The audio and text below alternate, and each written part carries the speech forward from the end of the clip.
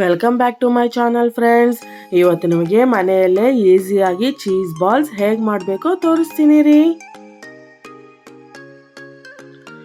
ಅರ್ಧ ಕೆಜಿ ಆಲೂಗಡ್ಡೆನ ಚೆನ್ನಾಗಿ ಬೇಯಿಸ್ಕೊಂಡು ಈ ಥರ ಸ್ಮ್ಯಾಶ್ ಮಾಡಿ ಪಕ್ಕಕ್ಕಿಡಿ.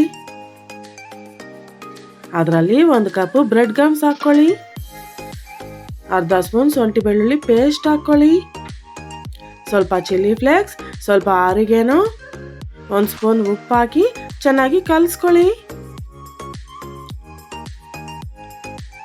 ಸ್ವಲ್ಪ ಮುದ್ದೆ ತಗೊಳ್ಳಿ. ನಾನು ತೋರಿಸ್ತೀನಿ ನೋಡಿ. ಈ ಥರ ಸ್ವಲ್ಪ ಚೀಸ್ನ ಮಧ್ಯದಲ್ಲಿಟ್ಟು ಉಂಡೆ ಮಾಡ್ಕೊಳ್ಳಿ. ಎಲ್ಲ ಈ ಥರ ಉಂಡೆ ಮಾಡ್ಕೊಳ್ಳಿ. ಒಂದು ಬಾಣಲಿಯಲ್ಲಿ ಎಣ್ಣೆ ಇಡಿ. ಅದು ಕಾದ ನಂತರ ನಾವು ಮಾಡ್ಕೊಂಡಿರೋ ಉಂಡೆನ ಬ್ರೆಡ್ ಕ್ರಮ್ಸಲ್ಲಿ ಈ ಥರ ಮಾಡಿಕೊಂಡು ಎಣ್ಣೆಯಲ್ಲಿ ಹುರ್ಕೊಳ್ಳಿ.